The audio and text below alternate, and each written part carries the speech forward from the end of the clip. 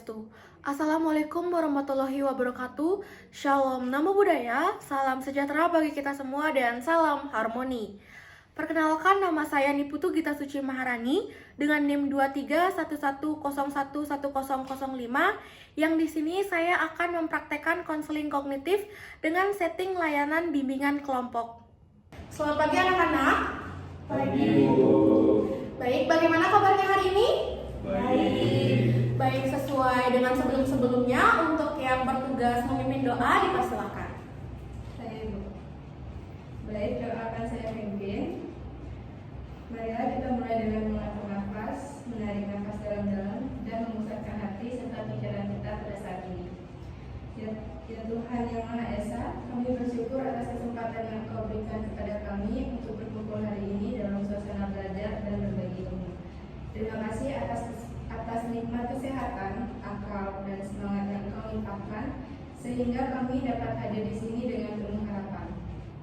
Kami mohon, berikanlah kami ketenangan hati dan kecerdian pikiran, agar kami dapat menerima ilmu dengan baik dan mengaplikasikannya dalam kehidupan.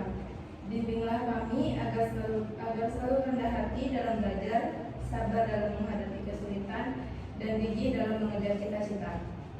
Ya Tuhan, dalam perjalanan hidup kami, terkadang kami merasa lelah, jenuh, dan ragu. Kami mohon kekuatan dan semangat baru agar kami dapat bangkit dan terus berusaha tanpa putus asa. Ajarkan kami untuk selalu bersyukur, menghargai proses, dan melihat setiap tantangan sebagai kesempatan untuk tumbuh dan belajar. Kami juga berdoa agar Engkau menjaga kami dari segala hal yang dapat menghalangi kemajuan kami, baik dari dalam diri maupun lingkungan sekitar. Lindungilah kami dari rasa iri, dengki, dan kebencian, serta tanamkanlah sikap saling menghormati dan tolong-menolong di antara kami. Ya Tuhan, berikanlah kami kemampuan untuk menjadi pribadi yang bijaksana, berakhlak mulia, dan bermanfaat bagi orang lain. Bantulah kami untuk selalu menjaga persatuan dan kerukunan, serta membangun lingkungan belajar yang aman, nyaman, dan penuh kasih sayang. Kami juga berdoa untuk guru-guru dan semua orang yang membimbing kami. Semoga Engkau memberkati mereka dengan kesehatan, kesabaran, dan kebijaksanaan dalam mendidik dan membimbing kami. Ya Tuhan, semoga setiap langkah kami hari ini dapat menjadi bagian dari perjalanan menuju masa depan yang lebih baik. Berikanlah kami kemampuan untuk memanfaatkan waktu dengan sebaik-baiknya, dan semoga ilmu yang kami peroleh menjadi cahaya yang menerangi jalan kami. Kami serahkan segala harapan dan doa ini kepadamu dengan penuh keyakinan dan keikhlasan. Amin. Doa dapat diakhiri.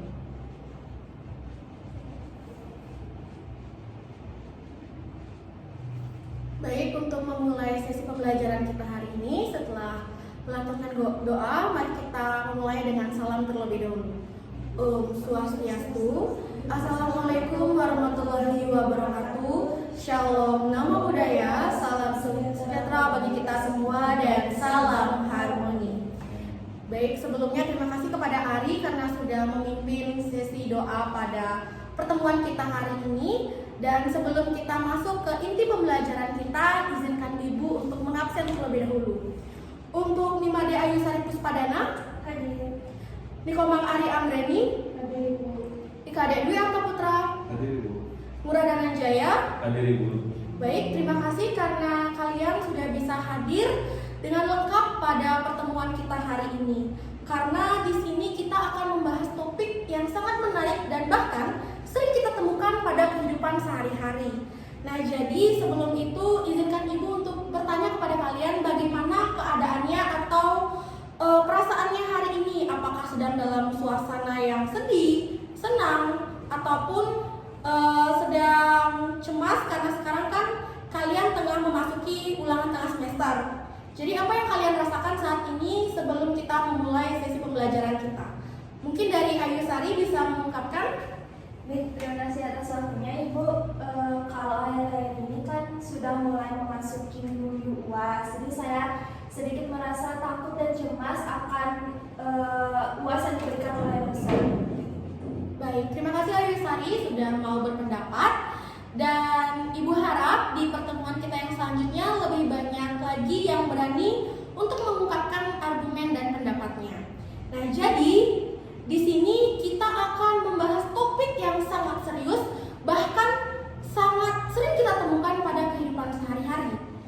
Ada yang tahu apa topik kita hari ini?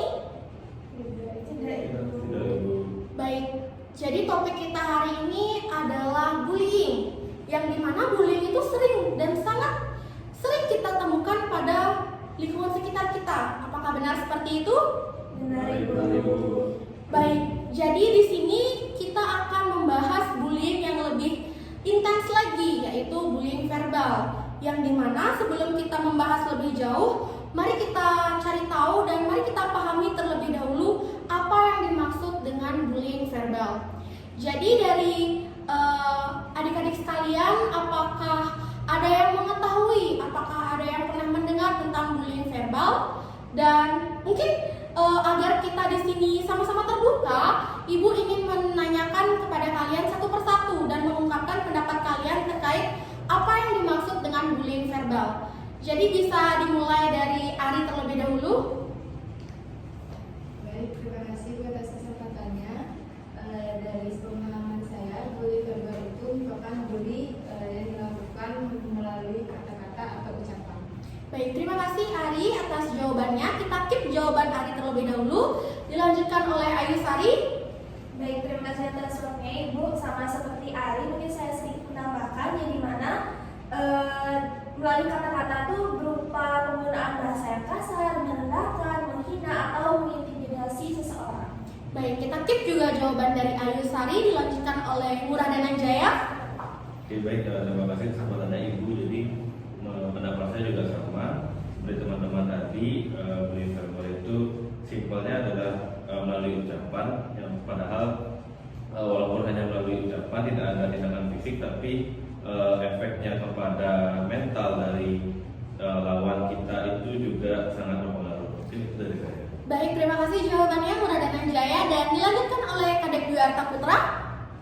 Kalau dari saya sendiri itu masih sama seperti teman-teman yang lain, itu perundungan yang memang melalui kata-kata maupun lewat media seperti itu. Baik, Ibu sangat bangga dan Ibu sangat senang atas pendapat dari kalian semua. Dan semua sudah benar. Jadi apa yang kalian ungkapkan itu memang benar. Bullying verbal itu adalah bentuk perundungan atau penindasan terhadap orang lain dengan menggunakan kata-kata yang menyakitkan, merendahkan, bahkan juga dapat mengancam bagi korbannya. Kemudian kata-kata tersebut biasanya ditunjukkan untuk menghina fisik seseorang, kemudian juga cara berbicara, kemudian bisa saja itu digunakan untuk membuli cara berpakaian sang korban tersebut, atau bahkan bisa juga membuli karena latar belakangnya seperti agama, ras, atau bahkan latar belakang keluarganya.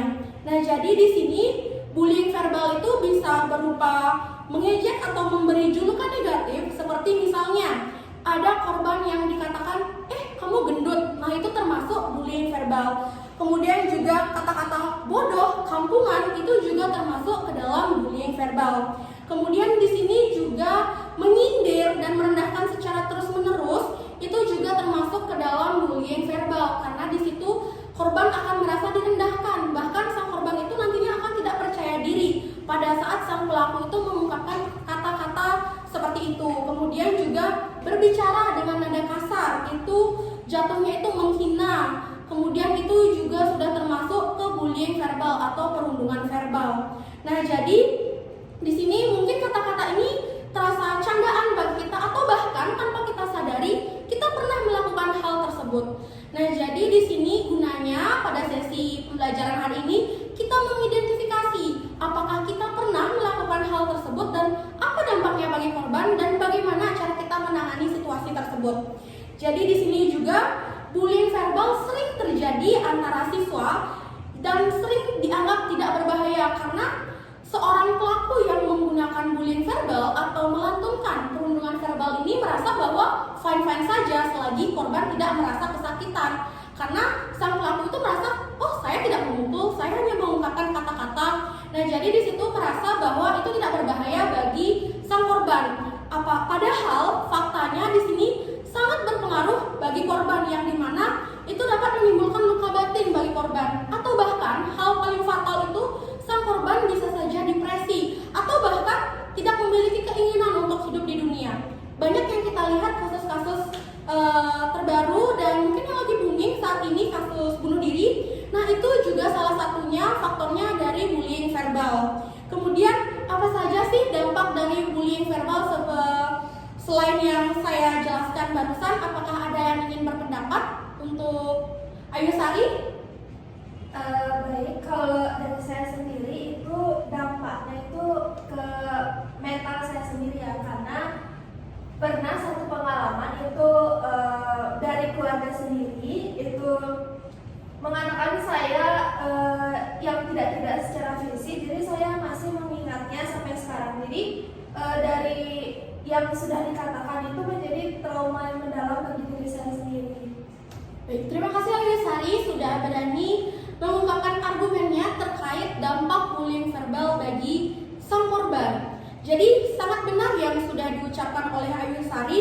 Di situ di saat sang korban diberikan kata-kata yang tidak enak atau bahkan menyakiti hati, nah sang korban akan merasa kepercayaan dirinya itu menurun drastis, bahkan tidak akan berani untuk bersosialisasi dan berinteraksi dengan lingkungan sekitarnya. Kemudian setelah dia turun rasa percaya dirinya, apa yang timbul? Dia akan malu, dia takut atau bahkan kehilangan harga dirinya. Dia tidak akan pernah muncul dan akan mengurung diri, tidak berani bersosialisasi karena merasa bahwa dirinya itu rendah dan merasa sangat tidak pantas untuk ada di sini. Kemudian juga dia menarik diri dari lingkungan sekitar. Mungkin saja bisa dianggap sebagai orang yang introvert. Kenapa? Karena dia tidak mau berbaur dengan lingkungan sekitarnya. Kemudian dia menjadi pasif, yang dimana dia akan takut berbicara, kemudian bahkan takut juga masuk ke sekolah. Misalnya ada siswa yang seperti itu. Nah, dia itu akan takut masuk sekolah karena dia takut dibully lagi, takut dirundung lagi, takut diberikan kata-kata yang tidak enak lagi.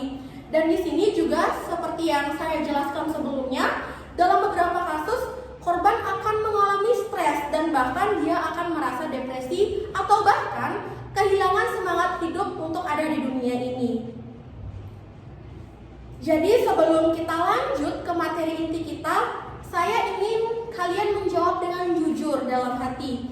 Apakah saya pernah mengejek orang lain? Even dengan teman dekat pun, apakah kalian pernah? Dan apa saya pernah ikut tertawa saat teman saya diejek? Kemudian, apakah saya pernah merasa bangga saat orang lain menangis karena kata-kata saya? Nah, jadi silakan kalian merenungkan diri terlebih dahulu, apakah kalian pernah melakukan hal tersebut, dan jikalau di sini ada yang berani untuk mengungkapkan kalau pernah melakukan hal tersebut, tidak apa-apa, karena sesi kali ini sangat terjaga kerahasiaannya. Karena dalam bimbingan konseling ada yang namanya asas kerahasiaan. Jadi apapun argumen kalian, apapun yang ingin kalian utarakan akan terjaga di sini kerahasiaannya. Jadi kita di sini tidak mencari siapa yang salah, tapi di sini kita belajar untuk menyadari bahwa kata-kata yang kita ucapkan itu akan menjadi senjata untuk orang lain dan dapat melukai orang lain walaupun tidak melukai secara fisik. Jadi apakah di sini ada yang ingin jujur dan berani berpendapat terkait pertanyaan saya barusan? Baik, Ari, dipersilakan. Baik, sebelumnya terima kasih atas kesempatannya. Mungkin secara nggak langsung aja, saya kan di keluarga berempat, saya punya adik paling kecil. Nah, dia tuh kulitnya emang agak lebih hitam lah dari kita semua. Jadi kayak saya kadang manggil dia kayak badang gitu. Jadi mungkin itu termasuk bully verbal juga ya. Cuman kebetulan hari saya juga menyadari bahwa memang kulit dia itu lebih gelap dari saudaranya yang lain. Jadi mungkin dalam hatinya itu kayak terbesit, kenapa aku dibilang kayak gitu, padahal kayak sama persaudaraan. Itu sih Bu. Baik, terima kasih Ari karena sudah mengungkapkan pendapatnya dengan jujur, dan itu merupakan suatu kebanggaan pada diri Ari karena Ari sudah berani untuk mengungkapkan apa yang Ari rasa itu salah untuk diri Ari. Nah, jadi di sini seperti yang saya katakan sebelumnya, kita tidak mencari di sini siapa yang benar, siapa yang salah. Tapi bagaimana kita hari ini dapat mengubah pikiran-pikiran dan perilaku-perilaku kita yang seperti itu ke arah yang lebih positif lagi. Jadi di sini ibu ingin kalian memahami bahwa seseorang mengejek orang lain itu biasanya pikiran-pikiran yang muncul itu di kepalanya seperti yang dicontohkan tadi. Kalau bisa bikin orang ketawa, pasti kita disukai. Kemudian teman yang beda itu aneh, wajar kalau diejek. Itulah pikiran-pikiran yang negatif yang muncul sebelum kita melakukan ejekan tersebut. Nah, jadi pikiran-pikiran tersebut itu biasanya akan muncul secara otomatis. Kita merasa bahwa itu hal biasa.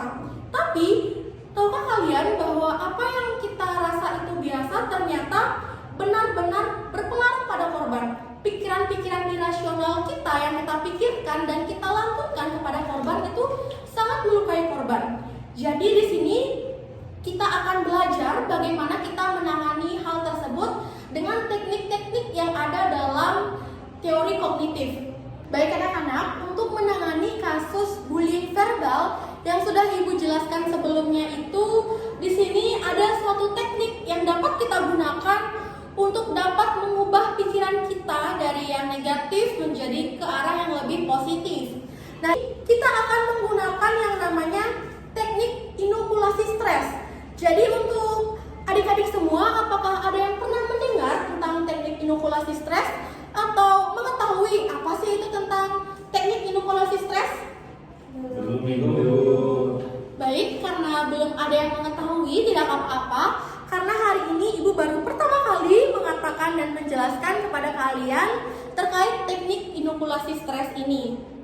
Nah, jadi teknik yang kita pelajari ini adalah teknik inokulasi stres, yang dimana teknik ini ibaratkan sebagai vaksin untuk pikiran.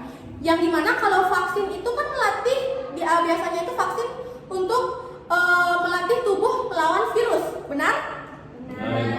Nah, kalau di inokulasi stres ini, pikiran kita yang divaksin. Bagaimana kita melatih pikiran kita untuk tahan terhadap tekanan agar tidak meledak dan dapat menjadi perilaku negatif seperti hinaan atau ejekan. Jadi, bagaimana kita menghadirkan teknik inokulasi stres ini untuk menghadapi kasus perundungan verbal atau menghadapi bullying verbal. Jadi, langkah-langkah yang harus dilakukan atau harus diketahui sebelum kita melakukan teknik inokulasi stres. Yang pertama, sadarilah bahwa kamu sedang dalam tekanan atau stres. Yang kedua, kenali pikiran negatif yang muncul. Contohnya, aku harus ejek duluan biar nggak jadi korban. Itu adalah pikiran negatif yang muncul. Kemudian, yang ketiga, berhenti sejenak dan atur nafas kalian. Kemudian, berikan instruksi diri seperti, aku nggak harus menyakiti orang lain untuk menjadi orang yang lebih baik. Aku bisa tetap keren tanpa mengejek orang lain. Itulah bagaimana kita menghadirkan kata-kata tersebut untuk menjadi vaksin untuk kita berikan kepada pikiran negatif kita. Kemudian, di sini kita dapat mengubah perilaku kita. Misalnya, mengajak orang tersebut bicara dengan empati, diam, atau dapat mengalihkan pembicaraan. Jadi di sini inokulasi stres itu ibaratkan vaksin, yang dimana vaksin itu kita beri anggapan pikiran positif dan kita suntikkan atau kita berikan kepada pikiran negatif kita agar kita tahan dan tidak terpancing untuk melakukan bullying verbal kepada sang korban seperti itu. Jadi di sini Ibu akan menyampaikan suatu skenario kepada kalian dan kalian akan menjawab dari skenario yang Ibu sampaikan sebentar. Jadi skenarionya itu, temanmu hari ini salah ucap saat membaca di depan kelas. Kemudian beberapa siswa tertawa. Kamu merasa ingin mengejeknya juga, tapi kamu ingat bahwa ada teknik inokulasi stres. Jadi pertanyaannya, yang pertama, apa yang kamu pikirkan saat itu? Yang kedua, apa tekanan yang mungkin kamu rasakan? Yang ketiga, kalimat apa yang bisa kamu ucapkan kepada dirimu sendiri? Apakah dapat dipahami ataukah harus Ibu ulang kembali pertanyaannya? Baik, di sini skenarionya, temanmu hari ini salah ucap saat membaca di depan kelas. Beberapa siswa tertawa. Kamu merasa ingin tertawa dan ingin mengejeknya juga. Tapi kamu ingat bahwa kamu sudah mempelajari teknik inokulasi stres. Yang pertama, apa yang kamu pikirkan saat itu? Sebelum memasukkan teknik inokulasi stres itu hadir. Kemudian, yang kedua, tekanan apa yang kamu rasakan pada saat kamu ingin melakukan bullying verbal tersebut atau ikut menertawakan temannya tersebut? Kemudian, yang ketiga, kalimat apa yang bisa kamu ucapkan kepada dirimu sendiri untuk menghindari tindakan bullying verbal tersebut? Jadi bagaimana inokulasi stres ini dapat hadir dan bagaimana reaksinya kepada pikiran kita untuk menghindari bullying verbal tersebut? Dapat dimengerti? Dapat Ibu. Baik, untuk yang menjawab dipersilahkan IKD WR Putra. Baik, terima kasih atas waktunya Ibu.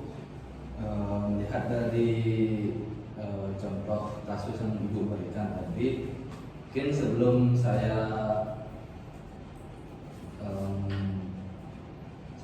mempelajari materi inokulasi stres itu, saya akan ikut tertawa. Tapi ketika